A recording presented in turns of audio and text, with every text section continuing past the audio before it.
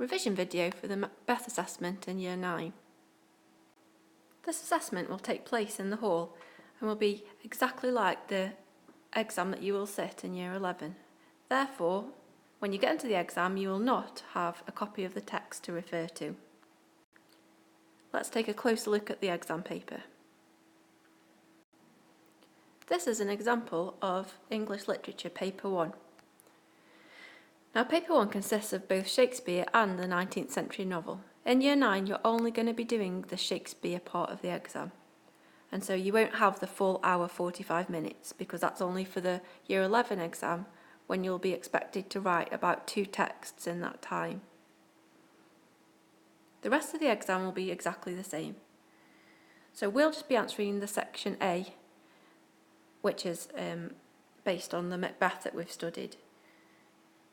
All the information on the front of the exam paper is really important, so make sure you take it all in. You must write in black or blue ink, and you must get used to reading everything really carefully so you don't miss any important instructions.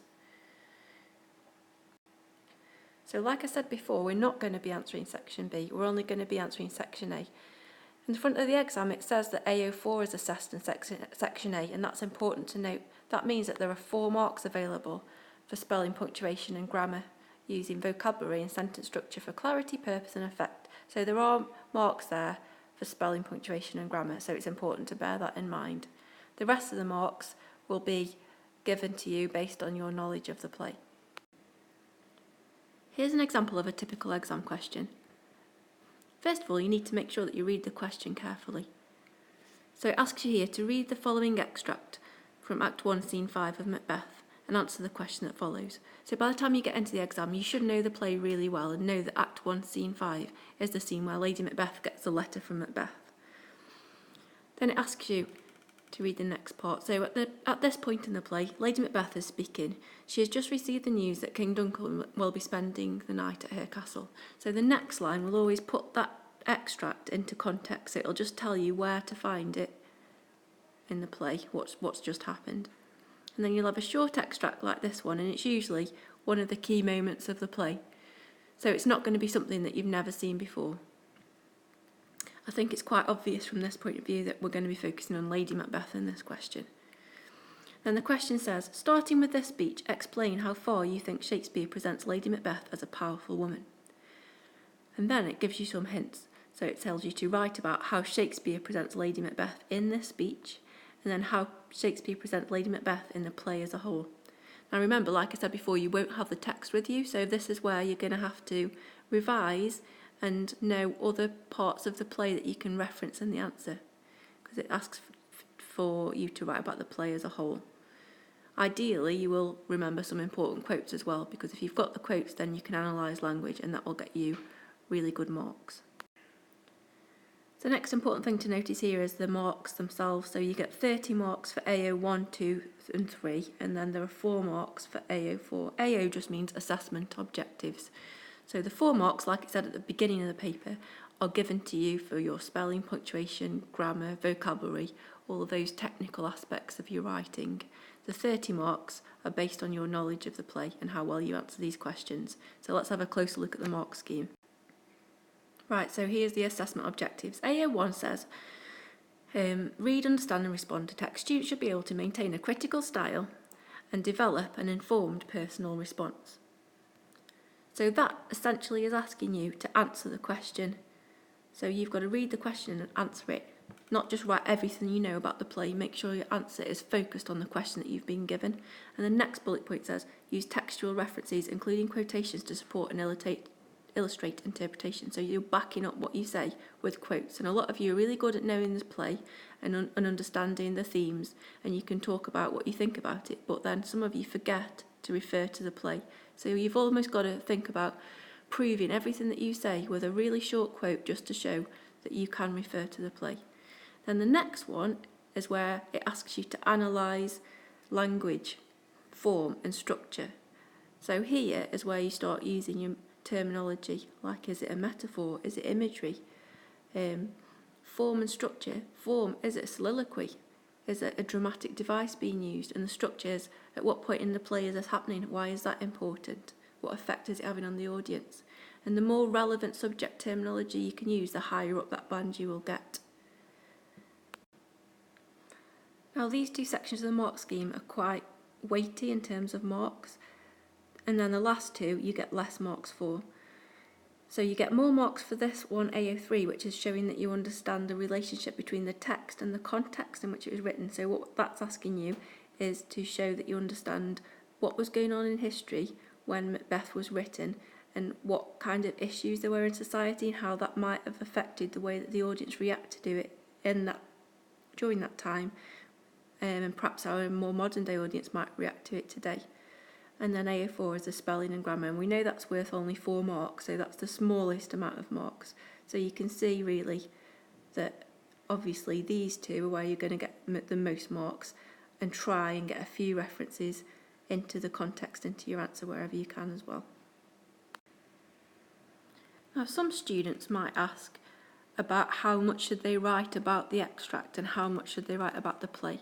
Well, there are various different approaches, and there's absolutely no reason why you can't spend more time focusing on just the extract if you feel more confident about that and you feel like there's a lot you can write about this, and then less time focusing on the rest of the play. Or you could do it the other way around. You might think, I've got loads to write about Lady Macbeth later on in the play, which would answer this question. And that's absolutely fine. So the only time you might be penalised is if you don't mention the rest of the play at all, or you don't mention the extract at all. If you do that, you can't get any higher than a band 2. So you must, even if it's only a short part of your answer, refer to the whole play. Or if you've written a lot about the whole play, make sure that you refer about the extract. Ideally, probably it's easier for you to write an answer which is half focused on the extract and half focused on the rest of the play. The extract will usually provide you with a rich opportunity to really show off your analytical skills. So this bit of advice here is from the AQA. It says, one way to think of the extract is to see it as a rich opportunity to explore aspects of character, theme, language, imagery, or the writer's craft particular to the section of the text from which it is taken. Students will always be provided with a contextual clue to help them, so it's like almost giving away what they want from you in terms of contextual understanding. And in this case, if you look at the question, it's talking about a powerful woman. So that should straight away get you thinking about what were women treated like at that time, why was Lady Macbeth unusual, and then you can start picking out the quotes that relate to that. The next thing you really need to do is get into the extract, find a way into writing about it. Now once again, the AQA have got some really good starting points on their website that will help you to start writing about the extract. So a really good idea might be now to pause this video and jot some of these down, and then it's just, if you're struggling in the exam, you can just start writing with one of these points. These are some more useful sentence starters that will help you to link the extract with the rest of the text as a whole. And remember, that's what you need to do at least once or twice in order to show that you understand the whole text, not just the extract. So it's worth pausing the screen again, writing these down, learning them for the assessment. Finally, I'd recommend doing some revision via the internet. Type in Macbeth AQA New English Literature GCSE Paper 1 and lots of things come up. Make sure that you revise dramatic devices, because remember, Macbeth is a play that's there to be performed.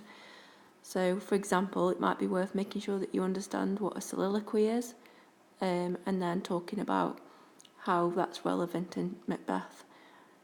So this is just literally, I found this sheet when I googled Macbeth Act 2 Scene 1. Last but not least, here's some of the work that you did last week to help you revise for the assessment. So we asked, is Macbeth moral? This one's got his evil morals in red and his good morals in green. This is a really good point. Is he wicked at heart because he used the witch's prophecies? And we know during that time that in a Christian society that listening to the witches was something that was completely out of the question and would be seen by the audience to be very evil. I really like this one because it gives a clear opinion in our opinion.